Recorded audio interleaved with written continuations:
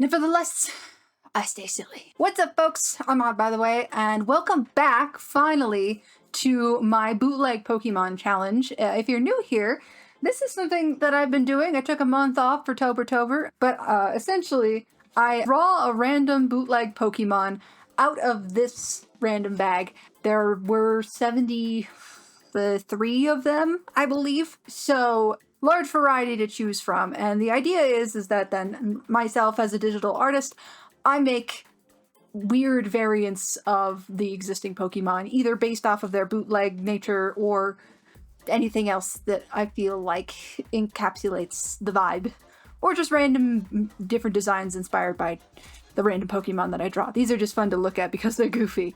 But at that, let's just get right into drawing, but you know, selecting our options from this bag and then drawing them, you know, literally. So, first selection. Ew. Woo! It's oh my god, Manetric?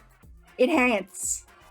It doesn't look like a Manetric, it's brown. But you know, maybe I can vibe with that. Maybe I can figure it out. The yellow is even off. It looks so weird.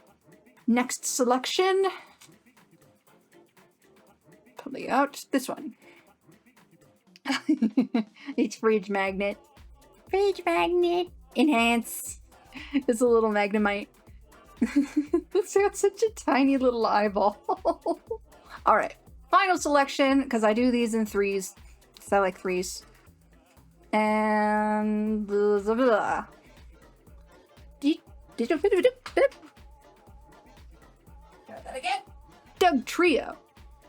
Dual Dingle and Dongle, otherwise known as a pile of dirt.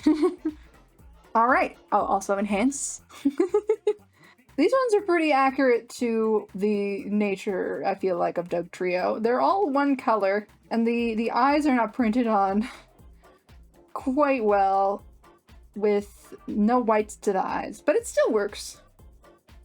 It's a very simplistic design, so it's hard to get wrong.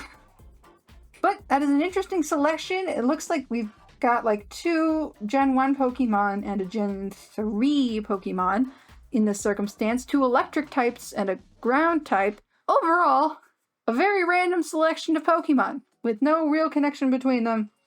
Again, as per usual with this selection, but no legendaries this time. We broke the legendary curse. I wonder if there are any more in this bag. At that though, I will pop this over to speed paint voiceover and show you what I've done with these designs. See you there. Starting off with the Manetric, which I feel like can be divisive design-wise. I feel obliged to love all dog Pokemon, and I mean, is it a dog? I'm actually not so sure, but it is dog-shaped, and that's what makes me want to like it. That and its Gen 3 status. It's a little funny looking. I don't know what to do with the ear, hair, helmet thing. It seems like something that would come out of like a 90s cartoon toy line. Maybe that's the point. It kind of gives me Power Rangers energy, and no, I do not know how to elaborate, it just does. I was actually kind of inspired by the bootleg this time because the colors kind of remind me of a pattern that exists in animals already, the black and tan. I think it's most standard in like Rottweilers and Dobermans, but it can actually show up in any breed of dog, or apparently rabbits. It definitely gives a more serious vibe with that, so I imagine this Manetric to be a powerhouse. Electric Pokemon powerhouse. If not in battle, I don't think the Mega Manetric turned out to be the most viable. Then maybe for like racing? I could see especially electric Pokemon being put into that, or agility events. There was an episode in the anime where they like race Charge-a-Bugs, right? And of course there's Rhyhorn racing and stuff. Something like that. I was kind of struggling on the name, but I feel like Spartan fit. Spartan is an incredibly fast Manetric from a long family line of it, which is where the selective breeding for that black and tan pattern came in. He's extremely competitive and loves to run. This boy's zoomies could power a house. Some days when his trainer can't get enough exercise for him, they just put him on a wheel and let him do just that.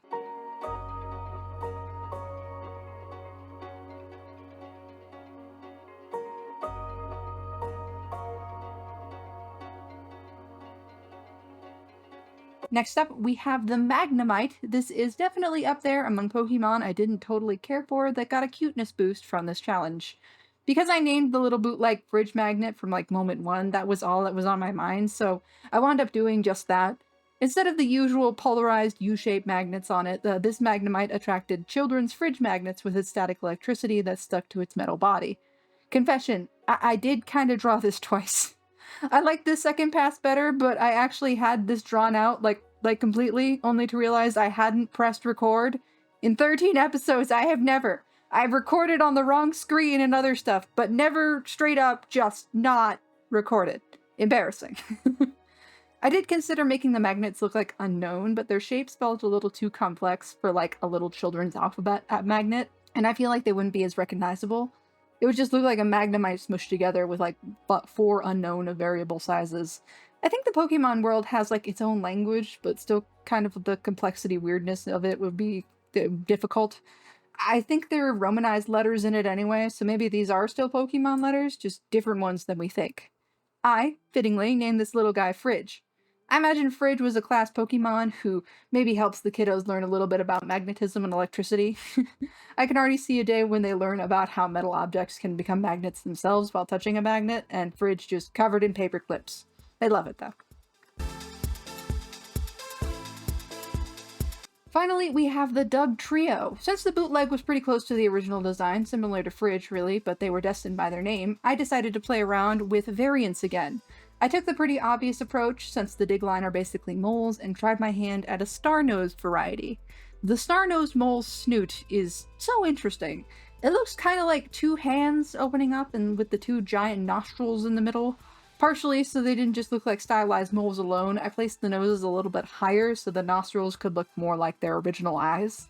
It's funny going back and forth and seeing it as like their little beady eyes on weird star-shaped masks, or them just taking a simultaneous giant sniff.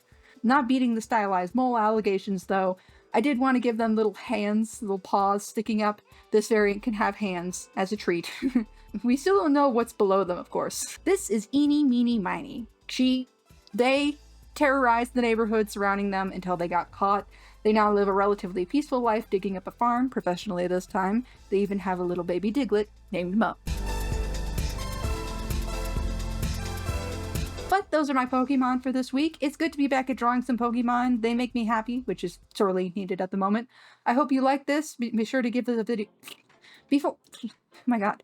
Be sure to give this video a like if you did like it, and subscribe to catch more fun art challenges I do in the future. I post at least once a week on Speed Paint Saturday, or sometimes I go crazy and post every 3 days like I did for all of October, but that was obviously a special circumstance.